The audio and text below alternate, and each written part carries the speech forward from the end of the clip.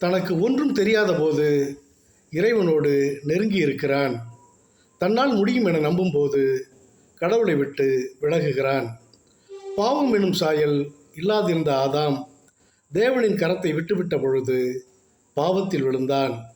உன் காரியம் வாய்த்திட தினமும் தேவனை தேடு.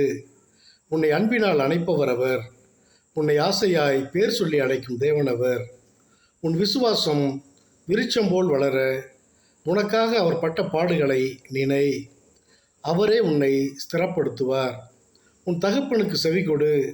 உன் தாய் வயது சென்றவளாகும் பொழுது அவளை அசட்டை பண்ணாதே. நீ மென்மேலும் பலப்பட, நீ பெரிய காரியங்களை செய்ய, நீ நினைத்ததெல்லாம் நடக்க, நீ நிர்ணயித்தபடியே நிலைக்க தேவனை விட்டு விலகாதே. கர்த்தர் உன்னை காக்கிறவர். அவர் உன் வலது பக்கத்திலே உனக்கு நிழலாயிருக்கிறார். உனக்கான நம்பிக்கையும் அவரே. கர்த்தரே உனக்கு நித்திய வெளிச்சமாயிருப்பார். அவர் உன்னை இதுவரை தப்புவித்தார், இப்பொழுதும் தப்புவிக்கிறார், இனியும் தப்புவிப்பார். ஆமேன், ஆமேன், ஆமேன்.